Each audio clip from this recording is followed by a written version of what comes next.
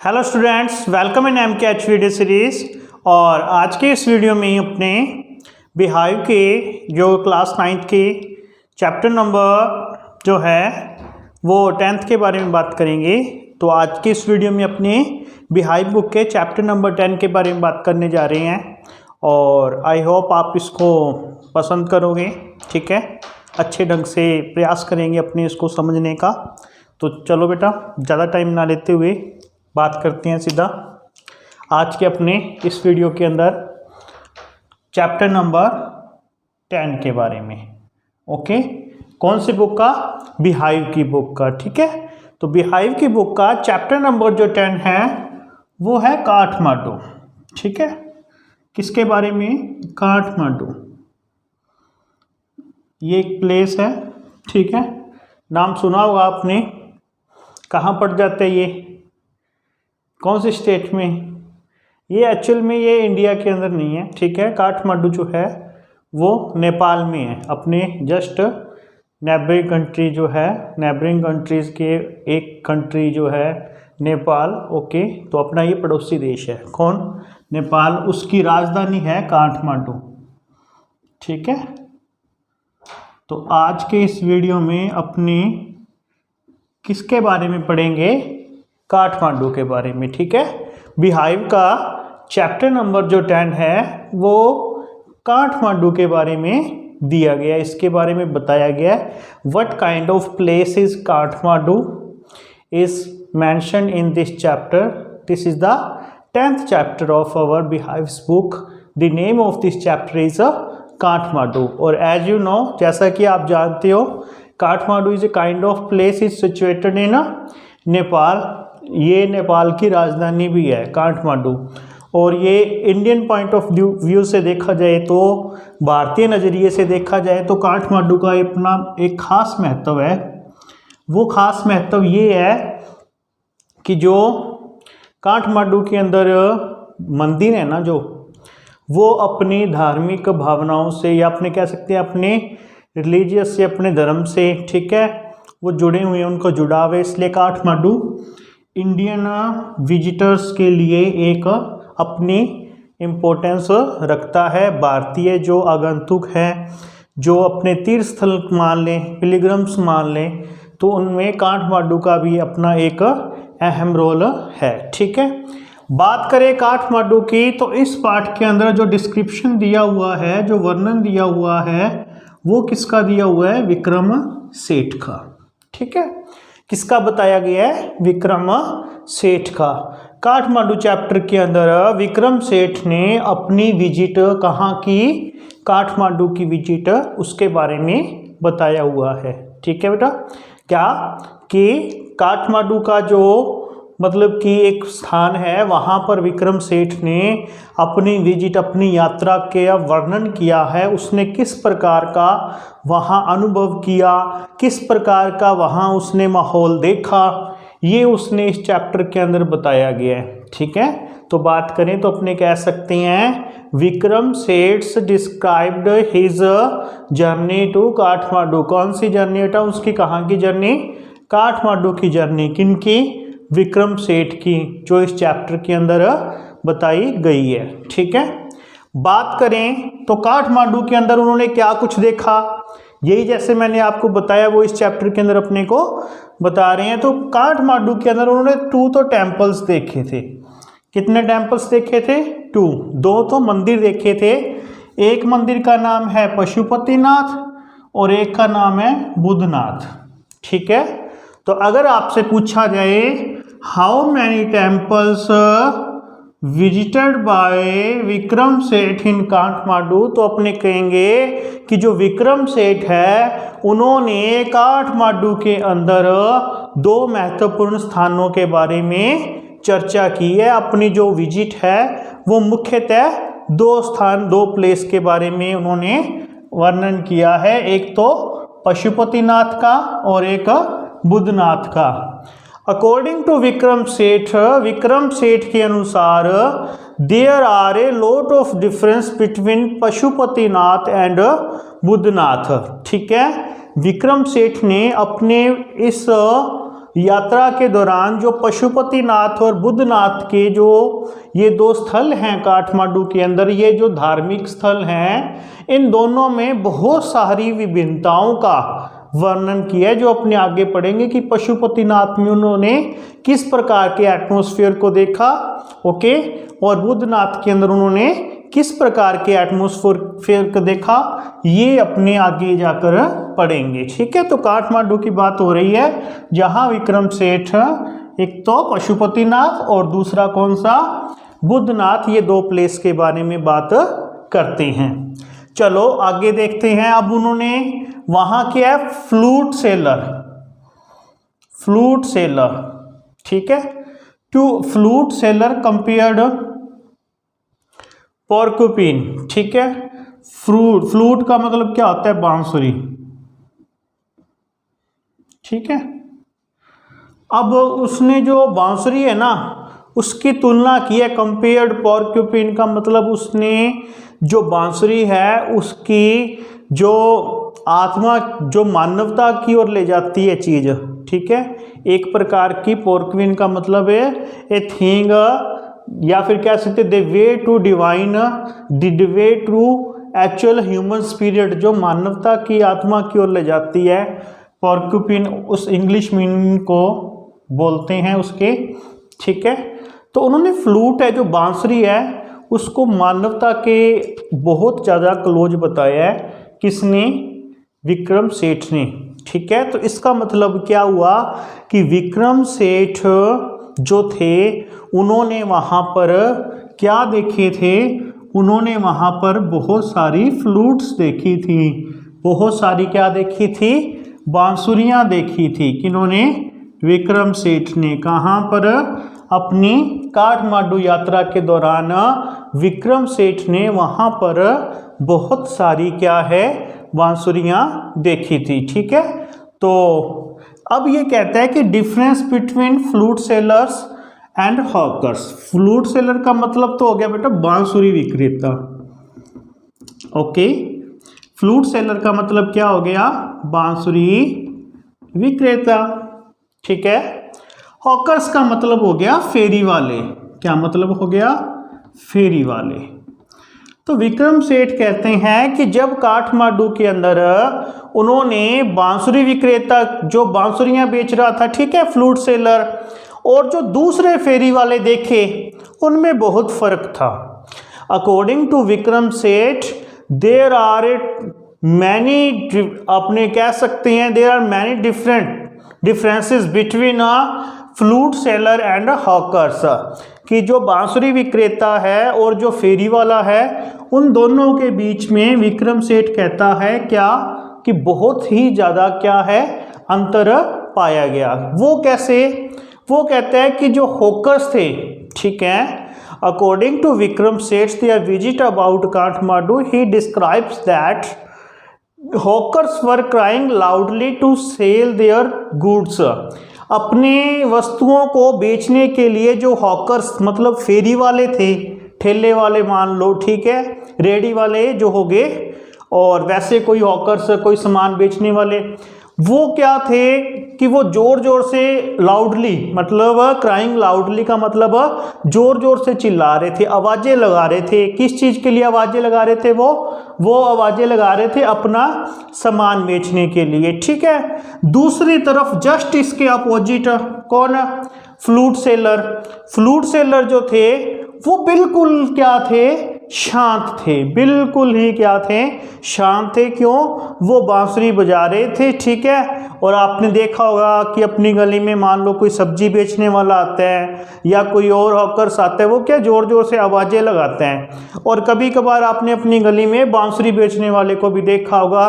क्या आपने देखा है कभी कि वो जोर जोर से आवाज़ लगा रहा है कि बांसुरी ले लो, नहीं, वो ऐसा नहीं करता, ठीक है। उसके पास क्या है, एक टोकरी, बास्केट्स टाइप बड़ी टोकरी होती है, उसमें बहुत सारी बांसुरियाँ होती हैं, और वो उस बांसुरी को क्या करता है, जोर जोर से सिंग करता है, और उसको देख के अंदाजा हो जाता है कि शायद गली में कोई बांसुरी विक्रेता आया है। तो यही वो कह रहा है कि जो शांति थी ना, वो तो थी फ्लूट सेलर के अपनी फ्लूट्स बेचने के लिए, लेकिन जो हॉकर्स थे वो क्या है, वो जोर जोर से क्या कर रहे थे, चिल्ला रहे थे।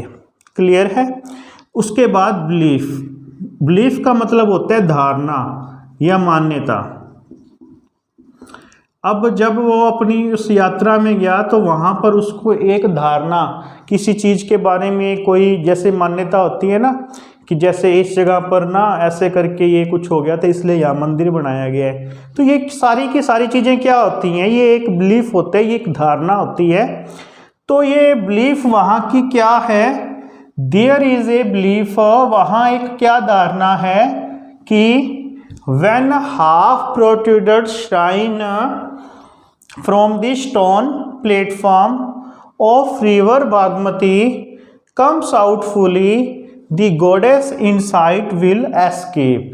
ठीक है, वहाँ जो पूजा स्थल बना हुआ है उस पूजा स्थल के आधे भाग में, ठीक है, ये कह रहा है कि वहाँ जो पूजा स्थल बना हुआ है उस पूजा स्थल में क्या है, एक पत्थर की जो मूर्ति है वो आधी बाहर निकली हुई है, और कहते हैं एक दिन इससे जो देवी है वो निकलेगी, और जब इससे वो देवी निकल जाएगी, the goddess inside will escape, कि जब इसके अंदर जो वो देवी छिपी हुई है वो जब निकल जाएगी, then the evil period of the Kaliyug will end, तब इस कलयुग का जो पीरियड है, कौन सा पीरियड, कौन सा समय, बुरा समय, कौन सा समय बेटा, बुरा समय, वो क्या हो जाएगा, समाप्त हो जाएगा। ठीक है, तो क्या बिलीफ है कि बागमती रिवर के अंदर जो वो पत्थर की जो पूजा स्थल है वो जो आधा बाहर निकला हुआ है, जब वो पूरा बाहर निकल जाएगा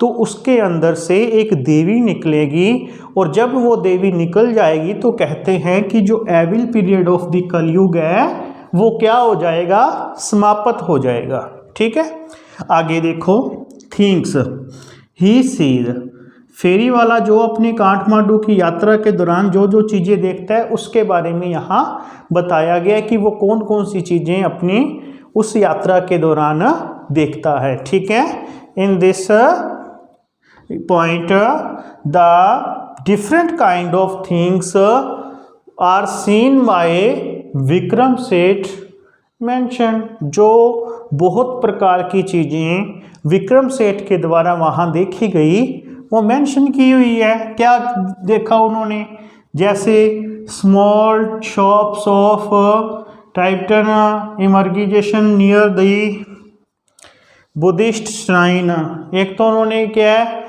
वहाँ बुद्ध की प्रतिमा के नज़दीक छोटी छोटी क्या है जो दुकानें बनी हुई थी, टाइबेटियन इमेजेंट्स का मतलब क्या हो गया कि वहाँ पर बुद्ध की प्रतिमा के पास वो जो छोटी छोटी दुकानें बनी हुई थी उनको देखा। फ्लूट सेलर, उसने वहाँ बांसुरी विक्रेता को देखा। ठीक है, बांसुरी विक्रेता का तो वर्णन अपने यहाँ भी कर चुके हैं। फ्रूट सेलर, उसने वहाँ क्या देखा, फल विक्रेता को देखा जो फल बेच रहा था। हॉकर्स, उसने कुछ फेरी वाले भी देखे जैसे कि अपने यहाँ देखा, उसने डिफरेंस भी बता रखा है ना फ्लूट सेलर और हॉकर्स के बीच में। तो ये चीज़ें वो वहाँ देखते हैं बेटा। क्या क्या, small shops of Tibetan emergence near the Buddhist shrine. Okay, flute seller देखता है और फ्लूट सेलर देखता है। ठीक है, फ्रूट सेलर हो गया, और हॉकर्स फेरी वाला वो वहाँ पर अपनी उस काठमांडू की यात्रा के दौरान देखता है। ठीक है, नोटिस, अब वो और क्या चीज़ देखता है, एक नोटिस बोर्ड देखता है वहाँ। ठीक है, काठमांडू के अंदर क्या चीज़ देखता है, एक सूचना पट देखता है बेटा। कौन, विक्रम सेठ। ये जो जितनी चीज़ें बता रहा हूँ इनको ध्यान से सुन लेना, पढ़ लेना, समझ लेना, इन्हीं से ही क्वेश्चंस आपसे पूछे जाएंगे। अदरवाइज एक्स्ट्रा अपने को अगर देखो कि काठमांडू और में अपने इनके बारे में देखा जाए तो बहुत सारे ऐसे वहाँ पर धार्मिक स्थल हैं, लेकिन जितना का अपने को बुक में दिया हुआ है अपने को क्वेश्चंस भी उसी के बेस पर पूछे जाएंगे, इसलिए अपने उतना ही कर रहे हैं जितना का हमारी इस क्वेश्चनों की डिमांड है। ठीक है, तो नोटिस बोर्ड वो वहाँ देखते हैं, एक सूचना पट वो वहाँ देखते हैं जो जिस पे लिखा हुआ था only for Hindus. Only for Hindus का मतलब क्या हो गया कि सिर्फ हिंदुओं के लिए प्रवेश। ओनली फॉर हिंदूज का मतलब क्या हो गया, सिर्फ हिंदुओं के लिए प्रवेश। ठीक है, वहाँ एक ये नोटिस बोर्ड देखता है जिस पे क्या लिखा होता है कि ओनली फॉर हिंदूज, मतलब कि सिर्फ हिंदुओं के लिए। ठीक है, उसके बाद बात करें तो वहाँ कुछ ये मंकीज देखता है। क्या देखते हैं, मंकीज। और मंकीज आपको जैसे पता ही है बड़े मिस्चीवियस होते हैं, बड़े शरारती होते हैं। ठीक है, तो विक्रम सेठ सी सम मंकी, ठीक है, कुछ बंदर वहाँ देखते हैं। दे वर फाइटिंग, वो क्या कर रहे थे, लड़ाई कर रहे थे। ठीक है, and this was a great moment for him, और ये उसके लिए बहुत ही अच्छा मतलब कि क्षण था। ठीक है, या कह सकते हो it was source of enjoy on their, ये वहाँ पर एक मनोरंजन का साधन भी है क्या, मंकीज फाइटिंग। तो अपने उस यात्रा के दौरान ये मतलब कि वो चीज़ें देखते हैं। इसके आगे अपने वो थोड़ी सी एक्सप्लेनेशन करता है, वो पढ़ देते हैं एक्सप्लेनेशन वो किस प्रकार से, जैसे ये अपने पढ़ी है ना फ्लूट सेलर और हॉकर्स की एक्सप्लेनेशन की इनमें क्या फ़र्क है। तो ऐसे ही वो इन दो प्लेसेस की भी एक्सप्लेनेशन करता है, उसको अपनी ओर पढ़ लेते हैं। और I think it is enough for us, ये हमारे लिए क्या होगा, पर्याप्त होगा। ठीक है, तो इतना आपको ये समझ आ गया। इसके बाद अपने पशुपतिनाथ और बुद्धनाथ इन दोनों में क्या डिफरेंस होता है जो विक्रम सेठ वहाँ देखते हैं, उसके बारे में थोड़ा और जान लेंगे। ठीक है, तो एक बार अपने फिर देख लेते हैं एक बार इसको। ठीक है, ये काठमांडू चैप्टर जो 10th है अपना बिहाइव का, इसमें विक्रम सेठ जो है वो अपनी यात्रा का वर्णन कर रहे हैं। ठीक है, कहाँ की यात्रा का वर्णन कर रही हैं, काठमांडू की। काठमांडू कहाँ रह जाता है, नेपाल में। ठीक है, और ये नेपाल की क्या है, कैपिटल भी है। ओके, यहाँ पे ये 2 टेम्पल्स देखते हैं, एक पशुपतिनाथ का और एक बुद्धनाथ का। ठीक है, उसके बाद ये यहाँ पर फ्लूट्स देखते हैं, मतलब कि यहाँ ये बहुत सारी क्या देखते हैं, बांसुरियाँ देखते हैं। कौन, विक्रम सेठ। ओके, और बांसुरियों की तुलना किससे की है, पॉर्क्यूपिन से की है। डिफरेंस ये बताता है कि इनके बीच में, फ्लूट सेलर्स और हॉकर्स के बीच में, वो आपको मैंने बता दिया। ठीक है, एक बार अपनी इसकी रीडिंग ले रहे हैं।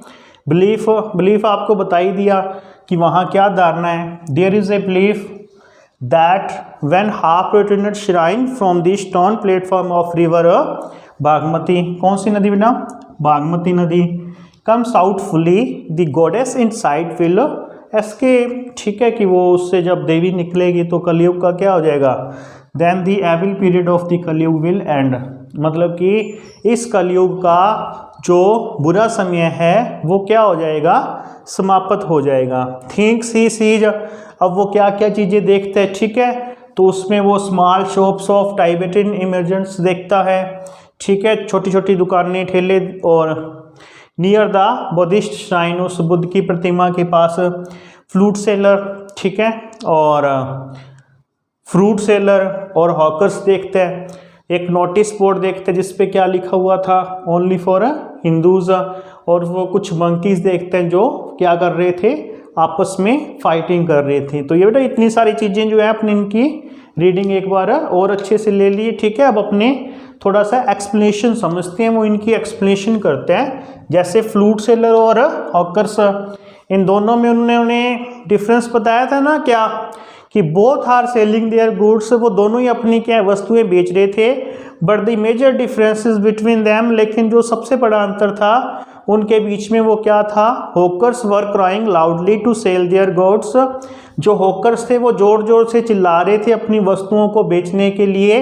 While flute seller was totally silence, ठीक है, वो क्या थे, बिल्कुल शांत थे। ठीक है, अब फ्लूट सेलर को देख के उसके मन में क्या किस प्रकार की छवि बनती है, एक तो अपने ये थोड़ा सा और देख लेती हैं। एक उसको पशुपतिनाथ और बुद्धनाथ में क्या डिफरेंस दिखाई देते हैं, अपने इसके बारे में पढ़ेंगे। ठीक है, तो ये इतना मैं अब इसको डस्ट कर दूं, इतना आपको समझ आ गया होगा।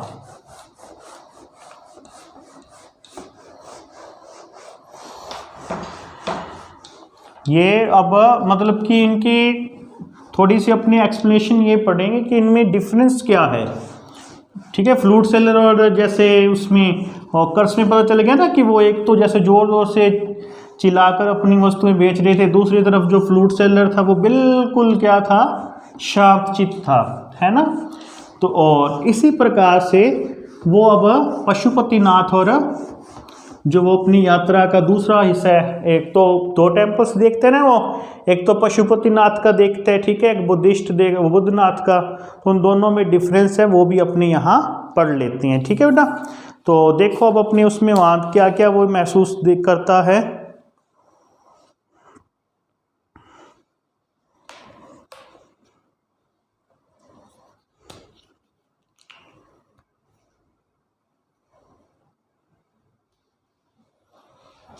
देखो पहले तो अपने बात करें वो फ्लूट्स की क्या विशेषता बताता है। According according to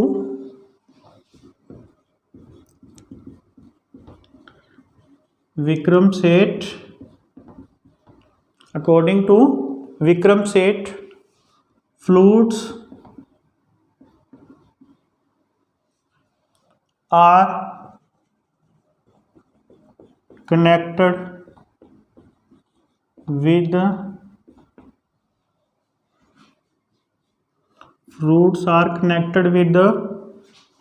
our heart and mind.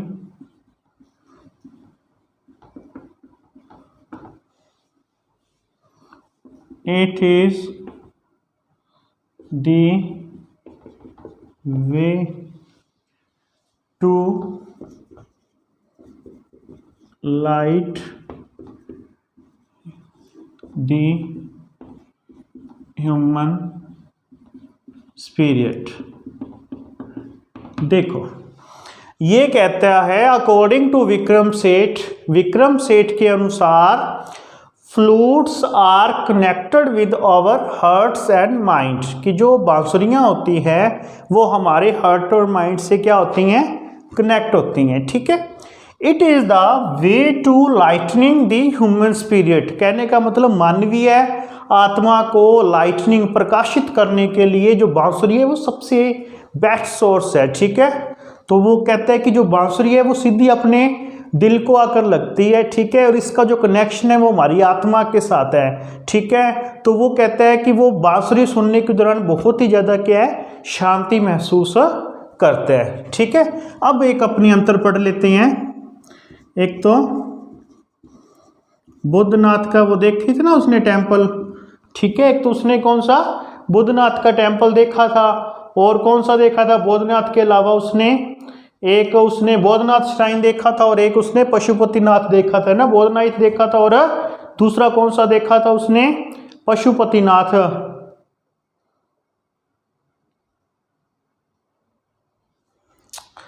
Boudhanath temple और कई जगह बौद्ध लिखाते हैं, बौद्धिस्ट श्राइन, बात एक ही है, ठीक है। बुद्धनाथ भी कह दो चाहे बौद्धिस्ट कह दो, एक ही बात है। श्राइन का मतलब प्रतिमा, टेम्पल का मतलब मंदिर, प्रतिमा मतलब मूर्ति, ठीक है। बौद्धिस्ट टेम्पल के अंदर तो क्या था, साइलेंस थी, बहुत ही ज़्यादा क्या थी, साइलेंस थी, मतलब कि बिल्कुल शांति थी, नो क्राउड, कोई खासी भीड़ नहीं थी। बुद्धनाथ के अंदर ना तो ज़्यादा भीड़ थी, ठीक है, और ना ही ज़्यादा क्या थी, अपने शोर शराबा था, ठीक है। और एक वहाँ उसने क्या देखा, the way was connected to a road, कि जो रास्ता था वो एक सड़क से जुड़ा हुआ था, ठीक है। कहाँ पर, बौद्धिस्ट टेम्पल में, बौद्धिस्ट श्राइन के पास। दूसरी तरफ वो पशुपतिनाथ का वर्णन करते हैं।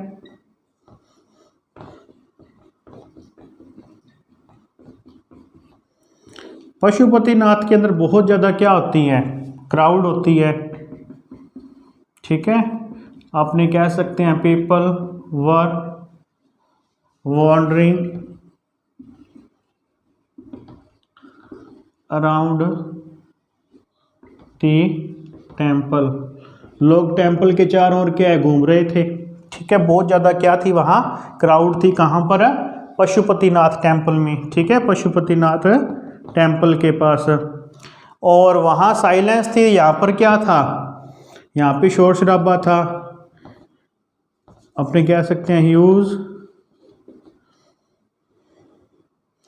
यहाँ पे क्या था, ह्यूज क्राउड थी, भीड़ तो अपने कह ली। और उसके बाद there was big crying easily heard, वहाँ पर जो मतलब कि आवाज़ें हैं, चीखना, क्राइंग का मतलब कि वहाँ जो आवाज़ें थी बड़ी आसानी से सुनी जा सकती थी, मतलब कि लोगों के आने जाने की आवाज़ है वो आसानी से सुनी जा सकती थी। कहाँ पर? पशुपतिनाथ टेम्पल के पास। और वहाँ क्राउड थी। ये कनेक्ट था किससे? रोड से ये कनेक्ट नहीं था। यहाँ पे उसने एक रिवर देखी थी, कौन सी? बागमती रिवर।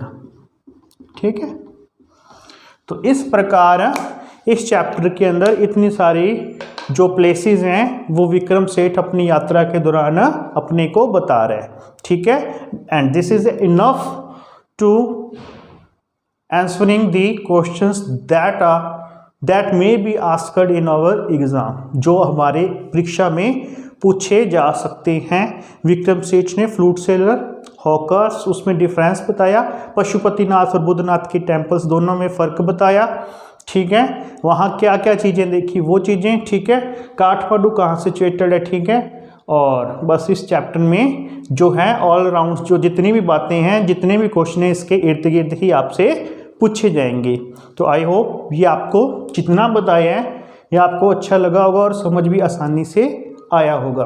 तो उम्मीद करता हूँ कि आपको इस चैप्टर के अंदर जितनी बातें बताई गई हैं वो आपके लिए फ़ायदेमंद रहे और आप अपनी परीक्षा में बेहतर करके आएँ। तो इस वीडियो में और इस चैप्टर के बारे में इतना ही। मिलते हैं एक नए वीडियो में एक नए चैप्टर के साथ। बने रहिए हमारे साथ। Thank you.